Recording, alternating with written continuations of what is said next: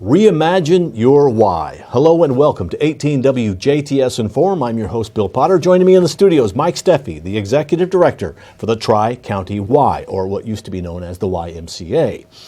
Mike, welcome to the show. Thanks for having me, Bill. It's great to be here. Well, we want to talk about two things. One's a fundraising event you have coming up, event, and then the other is the Reimagine Your Why campaign that you have coming up. Let's start, first of all, with what's coming up on Saturday, October 26th. 26th, yes. It's going to be our annual Monster Dash 5K fun run. So it will be a race that starts at 9 a.m. from the YMCA, and we encourage people to come in costume if they so desire. We do costume judging after the race, so if you want to come in costume, take your costume off, run, and put it back on, you can do that. Or we have people who run the race and then put their costume on afterwards, and we will do costume judging for adults as well as kids. Obviously, if you're going to run, you probably should have the appropriate costume for that. Well, I guess not. No? We've seen all types. We've seen the guy in the big blow-up dinosaur walk the entire 3.1 miles, and we've seen people who've stuck in the costume the whole time, so it's really up to you. Kind of depends on the weather. Sometimes if it's a little chilly, it's nice to have an extra layer of clothes on, but I definitely recommend a good pair of shoes. And we invite everyone from the serious runners to the walkers and parents pushing strollers and dogs and different things. So we do a professionally timed race. Thanks to Philip Wolf and the Forest Park Cross Country team. He lets us use his Seiko timing system. And then we have prizes from pacers and racers for the overall top finishers in male and female categories. To register, you can probably do it that morning if you'd like to, but obviously the earlier the better. That's right. We encourage online registration by October 18th, and you can do that online from our website, tricountymca.org. You can print off a form and mail it in, or you can just stop by the Y and we'll sign you up. This year, new for the first 100 pre-registered runners who show up on race day, we're going to have a little swag bag put together with a few extra goodies in addition to our always popular Monster Dash t-shirts. And I'm excited about our design this year. It's going to be a black dry fit shirt with our Monster Dash design on it, and also you can upgrade that to a long sleeve shirt if you desire.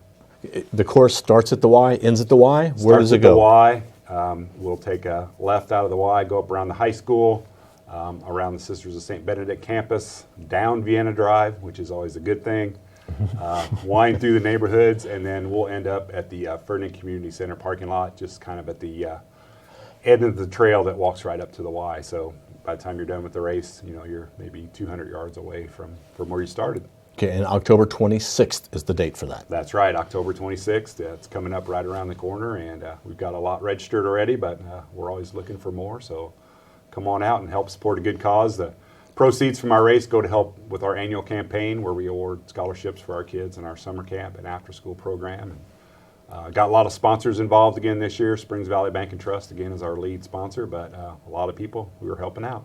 All right, now, Mike, you just announced a big campaign. You have your annual campaign. That's right. Okay, and that's what Monster Dash goes for, but you now have announced a great growth.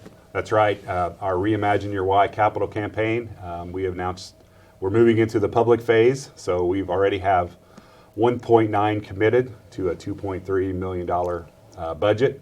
And what we're looking at is a couple things. One, expanding our current facility. We're looking at building a new wellness center, which is where the treadmills, the weights, and things like that are, to a new building, double the size. We're also looking at adding a smaller gym program space area. And that kind of creates a domino in our facility where our current wellness center now becomes the large group exercise room to accommodate more people in that. But also with the project, we're looking at program expansion across the area. So, as you know, we talked before, we serve summer camps, after schools, programs in a variety of areas in our service area, and we're looking at expanding our after school programs, looking at adding a before school program, and looking at adding some other programs that we're going to be able to do, not just at the Y, but also in the communities that we serve. And then I guess the question, why are we doing this? Are you growing that much? That's right. We moved into our current facility in 2011. We've had a 35% membership growth since 2011. Nice steady climb. We've added programs like Rock Steady Boxing, which has been a huge hit for us. Our group exercise classes just continue to grow year over year. We're starting to add, we've always done the preschool sports for the 3 through 6 year olds. Now we're kind of adding, we've got a Future Hoopers program for first and second graders, and just adding more and more programs that kind of take time away from our members utilizing the gym. So a big part of this expansion too is going to allow our full-size gym with the walking track to be more readily available for our members to come in and use, whether it's for walking laps or playing basketball or just kind of playing with their kids.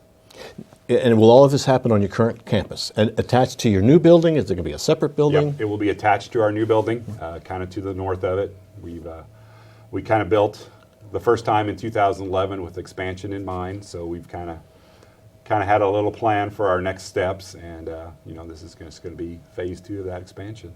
What sort of timeline are we looking at? We're hoping to wrap our fundraising up by the end of this year, and then hopefully starting construction early 2020. I know it gets kind of dicey with the weather when you're talking January, February, but we're hoping to get that started as soon as we possibly can. Now, if folks would like to be part of this, because you still have an amount to raise, but you're pretty far along already. That's fantastic. So now's the time to join in and be part of that. If somebody wants to make, say, a contribution of, say, $1,000, that's a lot of money to come up with right away. What can they get pledges? That's right. On our website, we have a Donate Now link where you can go in and look. We're accepting pledges over 5 years. A lot of the 1.9 that we've raised is pledged that way over 5 years. So that's totally fine. We can do a variety of ways. We can do weekly payments. If you wanted to do $10 a week for a year, for 5 years, we can certainly do that. But you can also stop by the Y. We've got a little display set up in our lobby with some poster boards of our design and also some pledge cards, or you can just give us a call and ask for me at the Y, and I'll be happy to come out and visit you if you'd like to learn more about the Y, and go to lunch or meet somewhere, or you can come by the Y and I'll give you a tour around and show you kind of what we're thinking about doing. And the Y is really such an important part of Du Bois and Spencer and Perry counties, right? Because it's a tri-county Y. Yep. You play such a big role in healthy living for people. We do. We're doing group exercise classes not only at the Y, but also at Heritage Hills Middle School. We're at BUJC here in Jasper, getting ready to start up in the next week or so some group X classes at Kimball. We're also try to be good community partners. We partnered with the town of Christney on finishing their walking trail last year. Doing Biddy sports programs in Tell City as well, on top of our summer camps, which we're doing in Tell City, in Ferdinand, and Jasper, after school programs. So the list kind of goes on and on. But yeah, we realize that each of our communities is a little bit different, so we try to find out what the needs are in those communities and do our best we can to help fill them. Well, Mike, it's exciting to see the growth of the Tri-County Y, which is located in Ferdinand, but serving 3 different counties. It's just exciting to see that growth, and good luck with the campaign. Well, thanks. I'd like to thank all the corporations, companies, individuals who've got us to the 1.9 million, which is by no means a small feat, and we've worked very hard over the last year to kind of get to that point. So big thanks to everyone who kind of put their trust in the YMCA and kind of like what we're doing, but also know that we're just kind of scratching the surface on what we can do. Great, and make a contribution. You can be part of that by stopping by. Stopping by, or go to tricountymca.org and learn more about our campaign. Okay, don't forget the Monster Dash is coming up October 26th. That's right, Saturday, October 26th for our Monster Dash. So even though the weather finally cooled off now, so it's time to start thinking about Halloween because it's right around the corner. That's right. It's really finally fall. Right. Thank you very much, Mike, for coming Bill. in. Make sure you check out the Tri-County Y. Your website, again, is? tricountymca.org. Okay. Yep. This has been WJTS in Form. Our guest has been Mike Steffe, the Executive Director of the Tri-County Y. Thanks for joining us.